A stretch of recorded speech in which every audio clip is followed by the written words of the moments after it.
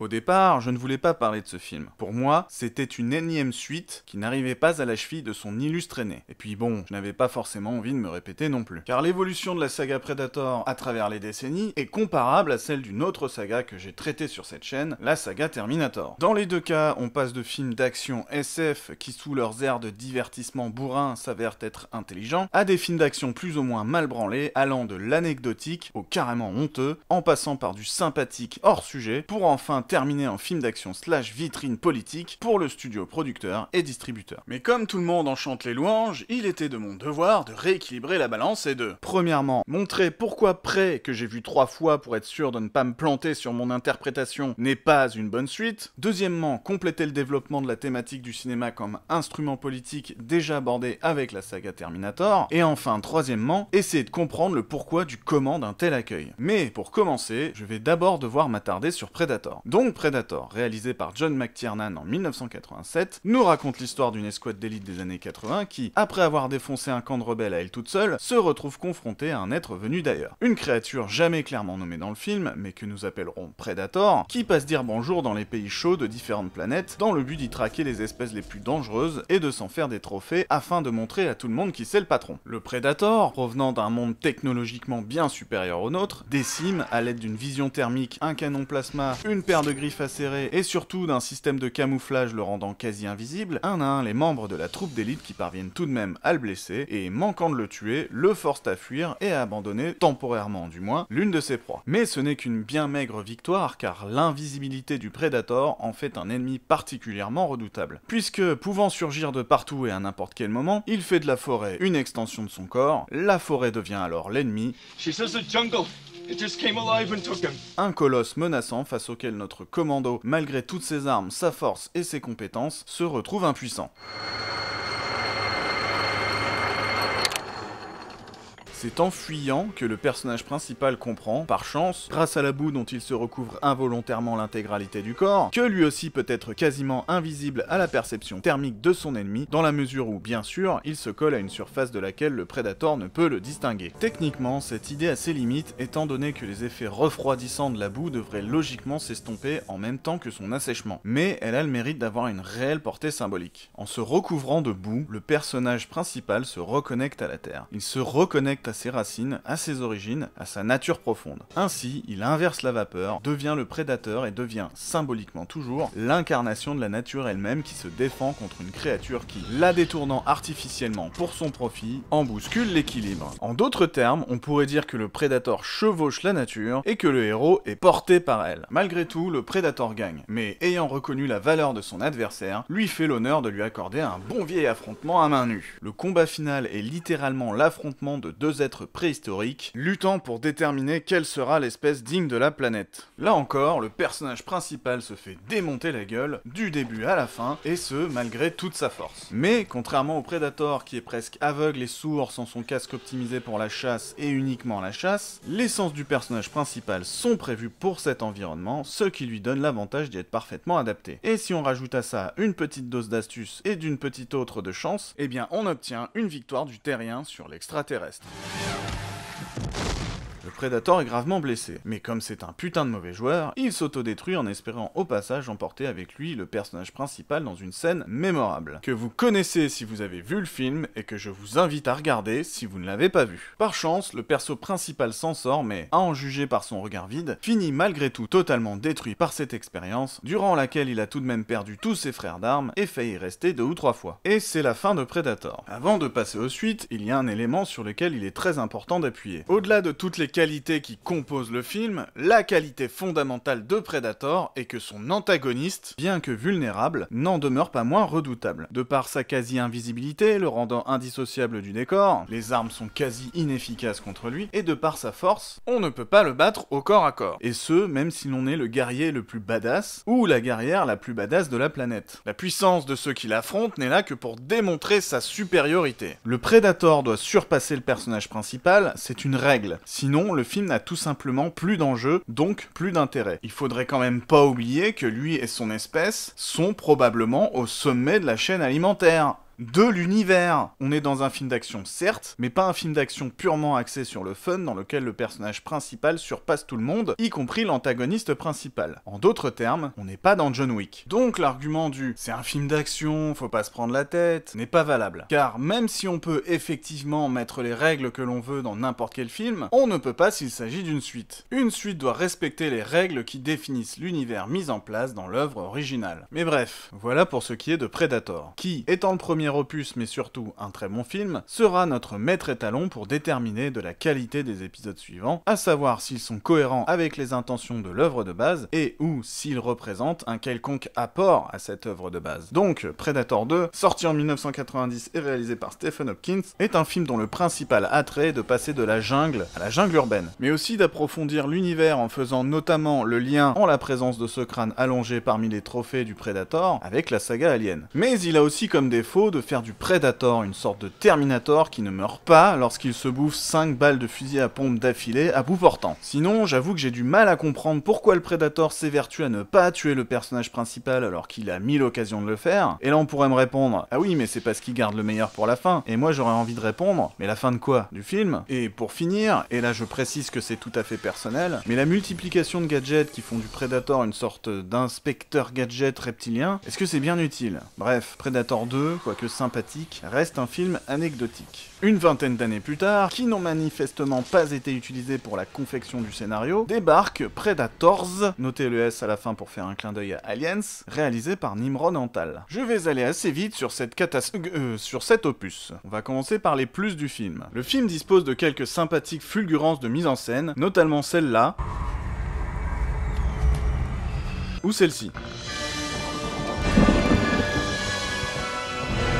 Et l'idée de départ, à savoir rassembler les terriens les plus dangereux en un même lieu pour les chasser, est sympa. Pour ce qui est des moins, ça se passe dans une forêt qui fait pas peur. L'environnement est similaire à celui de la Terre, ce qui aurait été bien dans le cas où l'on aurait appris qu'à la fin qu'ils étaient sur une autre planète, mais étant donné qu'on le sait dès le début, eh ben c'est nul, puisque du coup il y a aucun dépaysement, ce qui est l'intérêt premier quand tu vas sur une autre planète. Les personnages sont complètement débiles. Oh putain, il a réussi à déstabiliser le Predator, on fait quoi? On lui tire dessus? Ah, j'ai une meilleure idée, on se casse!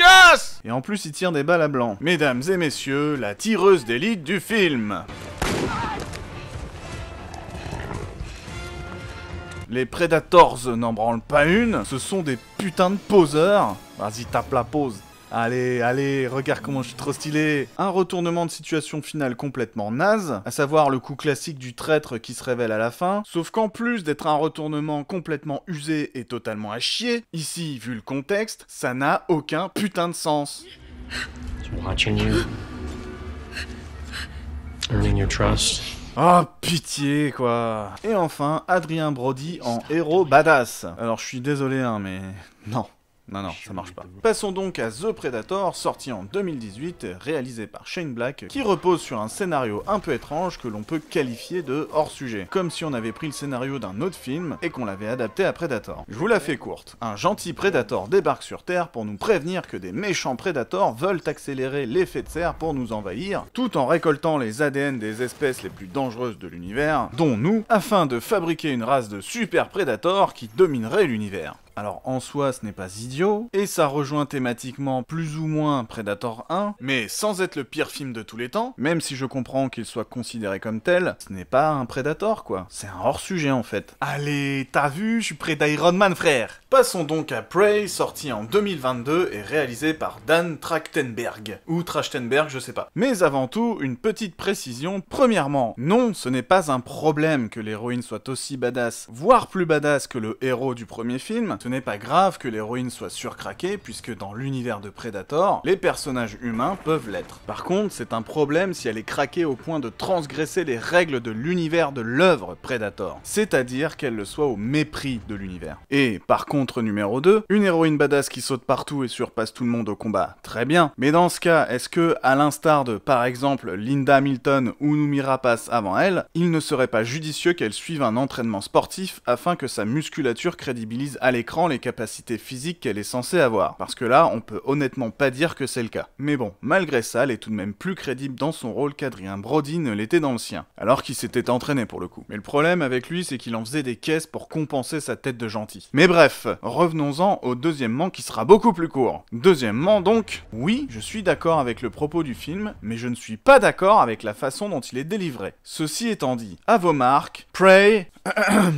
Donc, Prey, dans lequel un Predator, moins avancé technologiquement que celui du 1, mais qui visiblement contrôle son invisibilité par la pensée, alors que dans le 1 il le fait via une commande sur l'avant-bras, débarque sur Terre, à l'époque des Indiens mais pas des cow-boys, dans une forêt qui fait pas peur. Il chasse des proies de plus en plus grosses, jusqu'à arriver au sommet de la chaîne alimentaire, l'humain, dont il massacre un bon nombre de représentants, avant de tomber sur le personnage principal qui a trouvé le moyen d'être invisible à sa vision thermique, en ingérant une plante qui refroidit son sang. Enfin, ça refroidit ton sang, sauf quand il s'échappe de ton corps. Mais bon, c'est un détail, c'est pas trop grave. Non, ce qui est grave par contre, c'est que ça te rend carrément invisible, dans le sens où le Predator voit à travers toi. Regardez, là, il devrait voir la silhouette de l'héroïne à gauche. Là, ici, à gauche. Si, elle est là, hein. Mais non. Alors que plus tôt dans le film, il peut distinguer les corps froids proches de lui. Oh, et encore un peu plus tôt, il peut carrément distinguer des traces de pas dans la boue froide. Mais bref, passons au plus. L'idée de confronter le Predator à des Comanches, un peuple dépeint dans le film comme en symbiose avec la nature, est à mon sens bonne, car dans la continuité du rapport de l'humain à la nature du premier épisode. Sinon, la mise en scène est sympathique par moments, notamment sur les scènes d'action. Et le propos du film, à savoir s'émanciper du rôle que la société t'assigne à la naissance, en l'occurrence en fonction de ton sexe, en gros la liberté de faire ce qu'on veut de sa vie, ou du moins d'essayer, eh bien, maintenant passons au moins. Et je vais éluder les nombreuses incohérences du style des mecs qui ont compris comment fonctionnait le Predator. He's a hunter.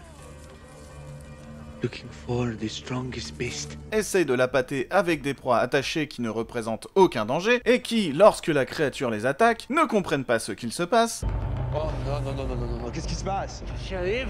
Qu'est-ce qui arrive? Ou quand, après l'avoir vu à l'œuvre, ne comprennent pas que là, il faut se barrer et pas rester immobile en attendant de crever. Je vais donc éluder ce genre de grossièreté et passer directement au cœur du problème. Dans ce film, le Predator est littéralement un Terminator. Il peut se faire transpercer par une lance de part en part et carrément se prendre une balle dans la tête sans mourir. À quoi bon tous ces putains de go-go gadgets et son invisibilité dans ce cas? Regardez là, il est en 1v1000, il a besoin de rien. Il a un bouclier qui attire les balles sur lui, c'est quand même vachement pratique. Mais le plus gros problème du film, c'est que cette surpuissance du Predator n'est là que pour une chose, pour montrer la supériorité du personnage principal. On a donc inversé les rôles. Dans Predator, la puissance des personnages secondaires et du personnage principal était faite pour montrer la menace que représentait l'antagoniste face auquel ils étaient impuissants. Dans Prey, l'invincibilité de l'antagoniste est là pour démontrer la surpuissance du personnage principal. Le titre Prey n'est donc pas en référence au personnage principal qui, normalement, est la proie de l'antagoniste, mais en référence à l'antagoniste qui est la proie du personnage principal. Et là on va me dire, oui mais c'est tout le principe du film, l'héroïne voulant devenir chasseuse passe l'épreuve des chasseurs, normalement réservée aux hommes, qui consiste à chasser un prédateur afin de prouver à sa tribu qu'elle en est capable. Pour y parvenir, elle se sert de son statut de proie comme d'un effet de surprise à son avantage et ainsi inverse les rôles et devient le prédateur. You think that I'm not a hunter like you,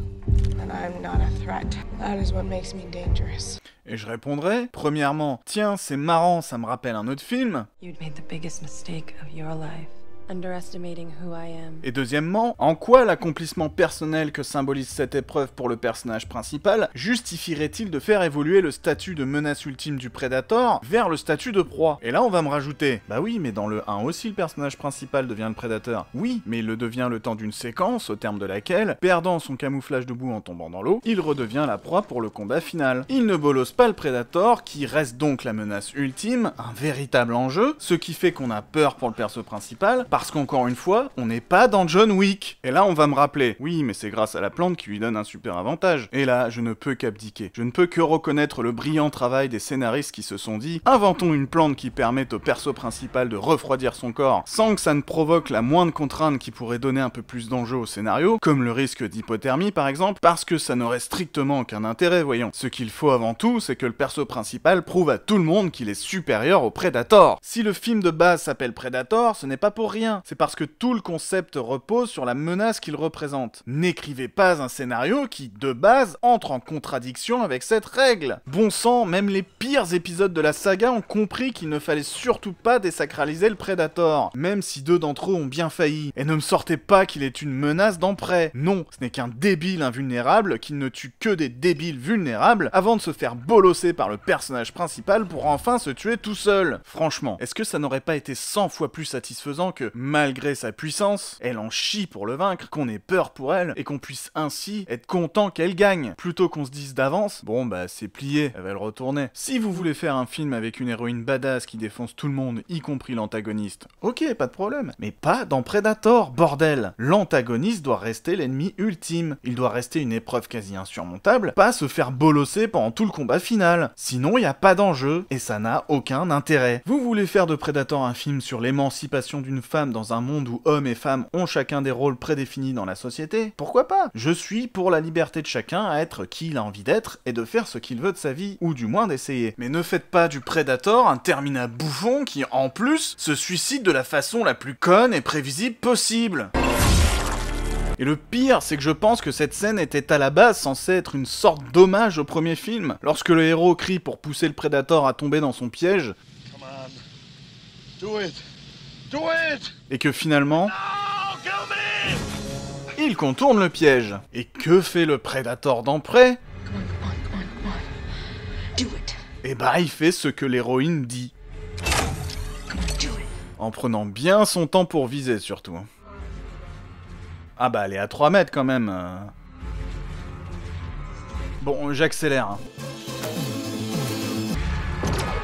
Oh bah c'est raté. Oh. Et voilà, c'est comme ça qu'on passe d'un hommage clin d'œil à une réappropriation merdique. Mais selon moi, le meilleur dans tout ça reste que là où dans Predator, le personnage principal se jetait dans la boue pour échapper à l'antagoniste, dans Prey, le personnage principal jette l'antagoniste dans la boue pour le piéger. Ce film ne respecte pas Predator. Je dirais même que ce film, au sens propre comme au figuré, traîne Predator dans la boue. Bon, mais pourquoi faire subir ça à ce pauvre Predator? Bon, je sais qu'il n'y a aucun suspense pour la désormais traditionnelle utilisation opportuniste du féminisme de Disney qui, pour détruire son ancienne image, n'hésite pas, une fois encore, à détruire les fondements d'une œuvre pour la remodeler selon sa convenance. Mais avec Prey, on est passé à l'étape supérieure de l'insertion brutale de messages sans consentement préalable de l'œuvre. Car d'une œuvre qui laissait le spectateur libre de saisir ou non et d'adhérer ou non à son propos, on est passé à une œuvre qui dit au spectateur ce qu'il doit penser. Et là, vous allez vous dire, à raison, Il dit qu'il voit pas le rapport.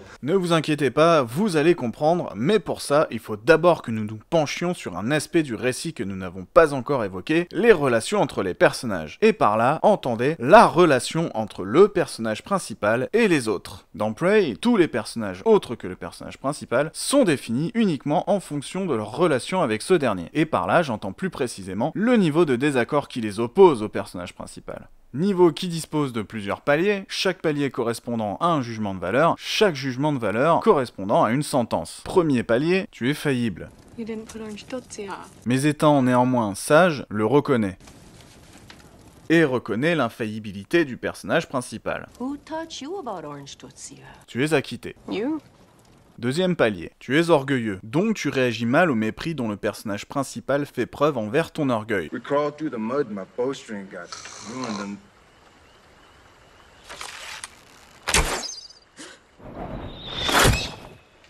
You were sleeping. I was waiting for it to circle back. Tu dois donc en payer les conséquences. Now you're gonna have to cross the river to get it. Troisième palier, tu es orgueilleux et malhonnête, donc tu t'appropries entièrement la réussite d'une épreuve que tu as passée avec le personnage principal, we didn't do it. I did. et cache ton orgueil et ta malhonnêteté derrière une fausse bienveillance, en insinuant une volonté de protéger le personnage principal de son incapacité à survivre sans toi, tout en prétextant qu'il est une gêne pour toi. You can't. I had to carry you back. La seule issue pour toi, si tu veux avoir ta rédemption, reconnaître ton infériorité You can see what I miss. You always have. et sacrifier ta vie inutilement. Quatrième palier, tu es un lâche, jaloux, orgueilleux et misogyne aveuglé par tes préjugés, donc tu t'opposes au personnage principal. Aucune rédemption possible, condamné à mort par ton propre déni. Et enfin, cinquième palier, tu es un occidental, donc tu es con à emporter des peaux de bison en été, aucune rédemption possible, condamné à mort par ta propre bêtise.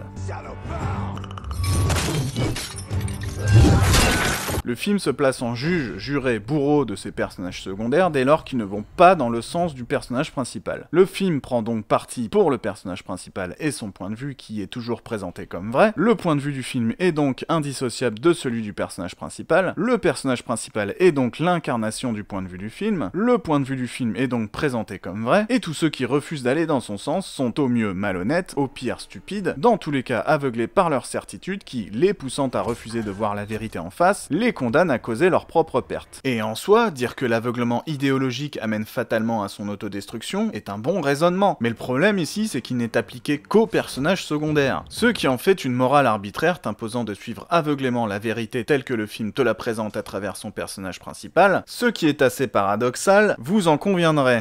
Pour développer correctement ce point de vue sans le réduire à un jugement de valeur, il aurait fallu l'appliquer également au personnage principal. C'est-à-dire que l'héroïne, baignant dans ce bain culturel sexiste, ait aussi des préjugés sur les femmes, et donc sur elle-même, et comprenant par le biais de l'assassinat de ses congénères que ces préjugés l'amèneront fatalement à sa perte si elle ne se remet pas en question, elle change d'avis et se rend compte que oui, elle est capable de rivaliser avec l'ennemi. Honnêtement, est-ce que ça n'aurait pas été beaucoup plus pertinent que de dire « elle a raison, donc elle est gentille, donc elle réussit, ils ont tort, donc ils sont méchants, donc ils crèvent ». Parce que du coup, ayant pour personnage principal l'incarnation de la vérité, et pour personnage secondaire les incarnations de fausses vérités condamnées à s'autodétruire, ce film nous dit, si vous, spectateurs, n'êtes pas d'accord avec le personnage principal, alors vous êtes comme tous ces personnages malhonnêtes ou cons qui, aveuglés par leur certitude, refusent de voir la vérité et, par conséquent, causent leur propre perte. En d'autres termes, si vous n'êtes pas d'accord avec moi, alors vous êtes comme eux et finirez comme eux. Et là on va me dire, tu pousses le bouchon un peu trop loin, Maurice. Et je vais répondre que je ne fais que dire explicitement ce que dit implicitement le traitement balourd de l'émancipation du film via l'utilisation opportuniste de Disney du féminisme. Et bien que d'accord avec le propos, je ne suis pas d'accord avec cette méthode. Un film ne doit pas juger ses personnages. Un film ne doit pas juger ses spectateurs. Je préfère un discours avec lequel je ne suis pas d'accord qui me laisse le choix, qu'un discours avec lequel je suis d'accord mais qui ne me laisse pas le choix. Mais vous savez ce que je préfère encore plus ? Un discours avec lequel je suis d'accord qui, en plus, me laisse le choix. Prenez le film Alita, par exemple, qui, à travers son personnage principal, nous dit la même chose que Prey, mais nous le dit mieux. Dans Alita, le père adoptif de l'héroïne, une gynoïde consciente à qui il a greffé un corps originalement conçu pour sa défunte fille, la bride en refusant de lui greffer un corps raccord avec ses véritables capacités. À cause de ça, lorsqu'elle va à l'encontre de cette décision en partant affronter un puissant ennemi, elle manque de mourir. Conscient que cet échec n'est que la conséquence de son erreur, le père lui greffe son corps et là, enfin, elle peut passer de fille à femme, d'adolescente à adulte, et donc laisser s'exprimer son plein potentiel. C'est exactement ce qu'essaye de dire Prey dans lequel l'héroïne s'émancipe dès lors qu'elle a la confiance de son frère. Et vous savez pourquoi c'est mieux dit que dans Prey ? Parce que dans Alita, à aucun moment le film ne juge le père. On comprend pourquoi il agit ainsi. C'est une mauvaise décision qu'il prend avec de bonnes intentions, car il a perdu sa fille et ne veut pas que ça se reproduise. Le film, en reliant ses personnages aux spectateurs par leurs enjeux personnels, permet aux spectateurs de prendre du recul sur les personnages, d'avoir de l'empathie pour eux, de les comprendre sans jamais les juger. Ainsi, le spectateur, qu'il soit fils ou fille, homme ou femme, père ou mère, peut s'identifier à la figure filiale et à la figure parentale, et donc comprendre les deux points de vue. Dans Prey, si l'on accepte le frère de l'héroïne qui ne bride sa sœur que par orgueil, tous les chasseurs de la tribu n'ont pour seul trait de caractère que leur misogynie. Who invited you?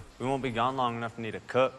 Qu'on nous les présente comme misogynes n'est pas un problème, ce genre de dynamique sexiste de groupe a existé et existe encore. Mais le problème ici, c'est qu'ils ne sont définis que par ça. Du coup, quand ils crèvent, on s'en branle, tout le monde s'en branle, parce que ce sont des gros cons et qu'il ne faudrait surtout pas avoir de l'empathie pour des gens qui ont un point de vue biaisé, un point de vue différent d'une autre, surtout pas. Et pour s'attarder un peu plus sur le frère de l'héroïne, dès lors qu'il met son orgueil de côté en admettant que sa sœur est meilleure que lui afin qu'elle reprenne confiance en elle, ou plutôt dès lors qu'il s'abandonne à la foi en sa sœur, il se laisse tuer comme un débile. Qu'il se fasse tuer est normal vu qu'on ne peut pas battre un prédateur au corps à corps. Mais faut quand même être cohérent. Il sait que le prédateur est derrière lui mais ne fait rien. Alors que juste avant, on a bien vu qu'il lui tenait tête. Donc il se laisse tuer comme un débile. This is as far as I go. On le voit bien amorcer un retournement, mais pourquoi attendre? Pourquoi ne pas sauter en avant et se retourner, par exemple? Bah apparemment pour rien d'autre que de se laisser tuer comme un débile. Et du coup, même si ce n'est sûrement pas intentionnel de la part du film, qui voulait probablement adoucir la mort du personnage en montrant qu'il l'acceptait, qu'est-ce qui leur sort? Outre le fait de se laisser tuer comme un illuminé qui, aveuglé par sa foi, a accepté une mort évitable. Eh bien, qu'il se laisse tuer afin que sa sœur puisse abattre le Predator toute seule. Donc, Prey nous dit, involontairement peut-être, mais il le dit quand même, faut pas être misogyne, jusque-là, on est d'accord, mais faut quand même être galant, quitte à y laisser la vie au passage. C'est quand même fou qu'un film au discours soi-disant féministe dise que pour qu'une femme réussisse, il faut d'abord que les hommes lui laissent la place. Après, c'est peut-être ce que le Predator fait, hein. C'est peut-être pour ça qu'il se fait bolosser avant de se suicider comme un gros demeuré. Mais non, hein, je pense qu'il est juste con. Et d'ailleurs, le fait qu'il soit con, c'est vraiment valorisant pour elle? Eh bien apparemment oui, puisque selon Disney, l'application correcte du féminisme sur une œuvre implique forcément une dévalorisation d'un sexe par rapport à l'autre. Et donc, pour poursuivre encore un peu dans la comparaison avec Alita, en ne portant pas de jugement sur ses personnages en fonction de leurs caractéristiques physiques, n'érige pas son personnage principal en modèle, mais en exemple. Alors, je sais que dans l'usage courant, le mot modèle est souvent employé comme synonyme du mot exemple. Mais ici, afin d'exposer clairement le discours de chaque film, nous allons faire une séparation distincte entre ces deux mots. Dans un récit, un modèle est un personnage regroupant un ensemble de caractéristiques physiques auxquelles on doit se conformer si on veut espérer atteindre le niveau d'attente morale que représente le personnage. En gros, si on ressemble physiquement au personnage, alors on véhicule les mêmes valeurs. Ou, si on veut véhiculer les mêmes valeurs, il faut lui ressembler.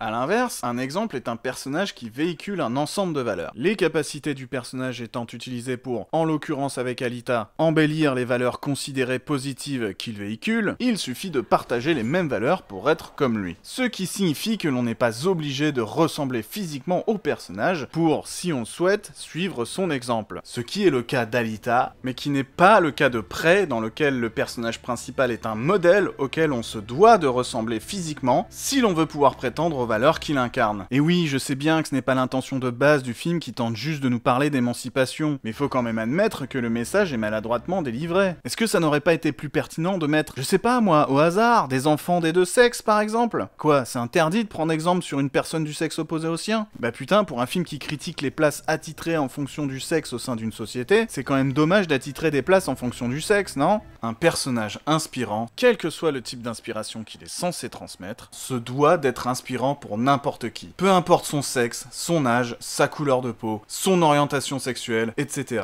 etc. Car c'est le meilleur moyen pour les spectateurs et spectatrices de s'émanciper des barrières qui les séparent du personnage, ce qui leur permet d'adopter, le temps d'un récit, le point de vue qui est développé.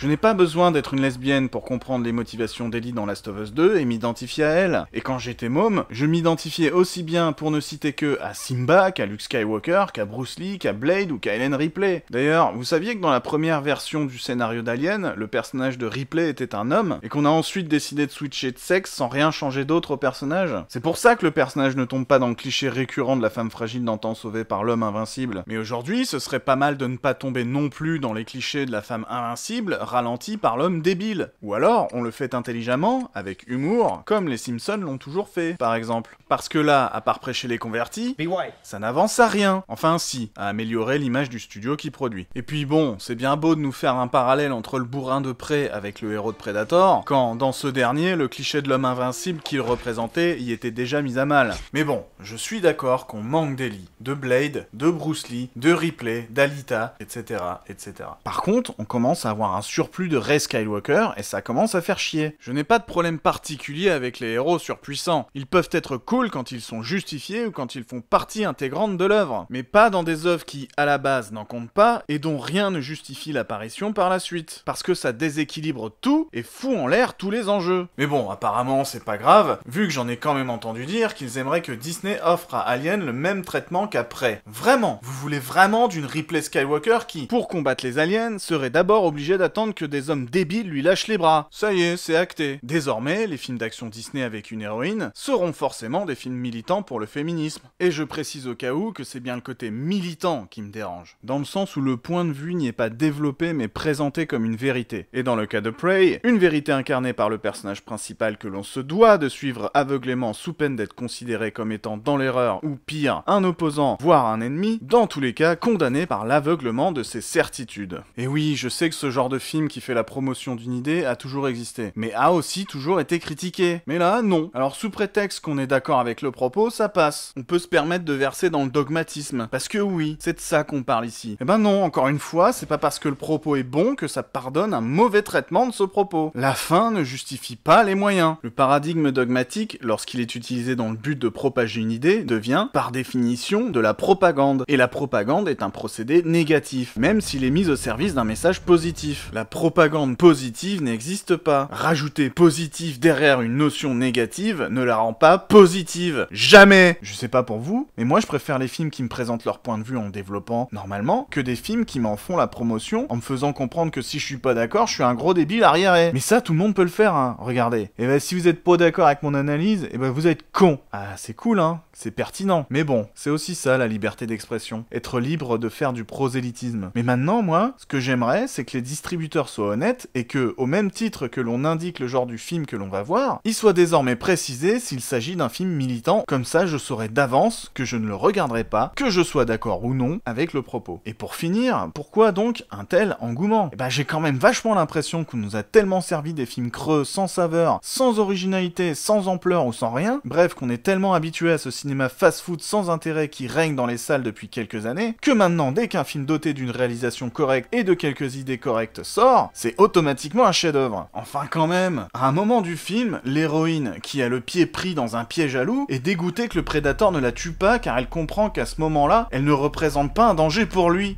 didn't think I was a threat. Ça, ce serait bien avec un personnage orgueilleux, comme le Predator par exemple, ou un personnage comique à prendre au second degré. Mais ici, ça marche pas. Son but premier, c'est quand même de survivre. Mais non, en fait, elle vaut pas mieux que le Predator du film. En fait, elle est juste débile. En fait, ils sont tous débiles dans ce film. Mais bon, c'est sûrement la période qui veut ça. Aujourd'hui, on pourrit des bons films d'hier en se servant de l'émotion qu'ils génèrent chez le spectateur, afin de lui transmettre une idée. Demain, on pourrira des bons films d'aujourd'hui pour en transmettre une autre. Une qui permettra aux studios d'embellir leurs images, afin de séduire un nouveau public et donc de conquérir un nouveau marché. Et d'ici là, peut-être que John McTiernan fera son retour avec The Last Action Heroine, qui se moquera avec bienveillance de ce nouveau stéréotype du héros féminin invincible, qui sait. Mais en attendant, à chaque fois que je mettrai malencontreusement le pied dans une œuvre prosélyte, je me contenterai désormais simplement d'essuyer la semelle de ma chaussure en pestant un peu avant de poursuivre mon chemin et, ainsi, me consacrerai pleinement aux bons films d'hier et d'aujourd'hui.